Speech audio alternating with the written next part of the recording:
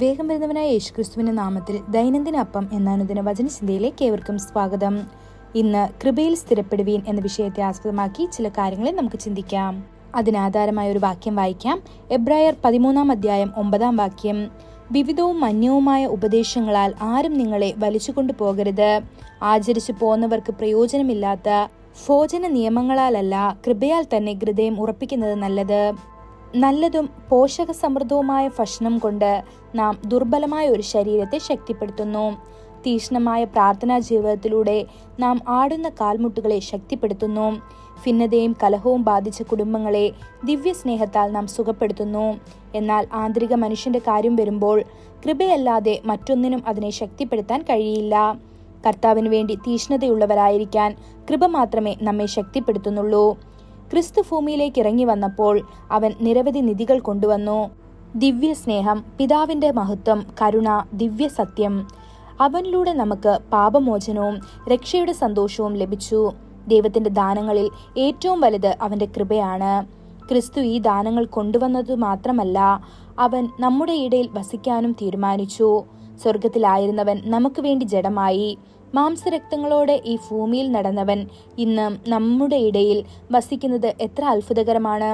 തിരുവെഴുത്ത് പ്രഖ്യാപിക്കുന്നു, വചനം ജഡമായി തീർന്നു, കൃപയും സത്യവും നിറഞ്ഞവനായി നമ്മുടെ ഇടയിൽ പാർത്തു. ഞങ്ങൾ അവന്റെ തേജസ് പിതാവിൽ നിന്നും ഏകജാതനായവന്റെ തേജസ്സായി കണ്ടു. ഇത് യോഹന്നാൻ 1-14 വാക്യത്തിൽ കാണാൻ സാധിക്കുന്നു. അവൻ തന്റെ പരിശുദ്ധാത്മാവിനെ നമ്മിൽ വസിക്കാൻ അനുവദിച്ചിരിക്കുന്നു. പരിശുദ്ധാത്മാവിനെ കൃപയുടെ ആത്മാവ് എന്നും വിളിക്കുന്നു.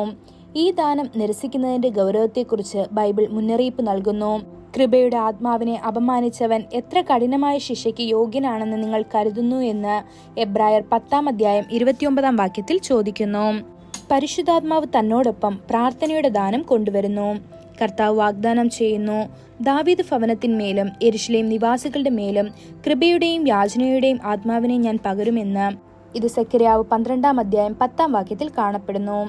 ദൈവകൃപ വെറുതെ കൈക്കൊള്ളുവീൻ എന്ന് 2 കൊരിന്ത്യർ 6-1 വാക്യത്തിൽ എന്ന് ജ്ഞാനപൂർവകമായ ഉപദേശം അപ്പോസ്തലനായ പൗലോസ് നൽകുന്നു. നമ്മുടെ പ്രയോജനത്തിനായി മാത്രമല്ല, മറ്റുള്ളവരെ ശക്തിപ്പെടുത്താനും കൂടിയാണ് കൃപ നമുക്ക് നൽകിയിരിക്കുന്നത്. കൃപയിൽ ഉറച്ചു നിൽക്കാനും അതുപോലെ ചെയ്യാൻ മറ്റുള്ളവരെ സഹായിക്കാനും പൗലോസ് നമ്മെ ഓർമ്മിപ്പിക്കുന്നു. അതുകൊണ്ടാണ് യേശു പത്രോസിനോട് ഇങ്ങനെ നിർദ്ദേശിച്ചത്, നീ തിരിഞ്ഞു വന്ന ശേഷം നിന്റെ സഹോദരന്മാരെ ബലപ്പെടുത്തുക എന്ന്. ഇത് ലൂക്കോസ് 22-32 വാക്യത്തിൽ കാണാൻ സാധിക്കും. പൗലോസിന്റെ സ്വന്തം ജീവിതം ഈ സത്യത്തിന്റെ സാക്ഷ്യമാണ്. കൃപയിൽ ഉറച്ചതുപോലെ മറ്റുള്ളവരെയും സ്ഥാപിക്കാൻ അവൻ പ്രയത്നിച്ചു. അദ്ദേഹം എഴുതുന്നു, എനിക്ക് ലഭിച്ച ദൈവകൃപയനുസരിച്ച് ജ്ഞാനിയായ ഒരു പ്രധാന നിർമ്മാതാവായി ഞാൻ അടിസ്ഥാനമിട്ടു.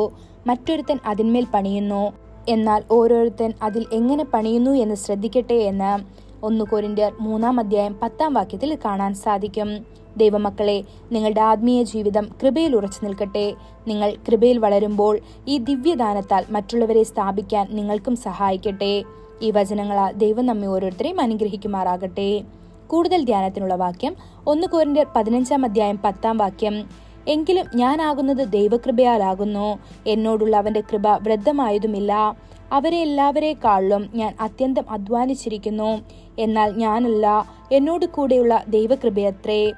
ഇന്നത്തെ ബൈബിൾ വായന: രാവിലെ സംഖ്യാപുസ്തകം 17, 18, 19 അധ്യായങ്ങൾ. വൈകുന്നേരം മർക്കോസ് 6 അധ്യായം 30 മുതൽ 56 വരെയുള്ള വാക്യങ്ങൾ. ആമേൻ.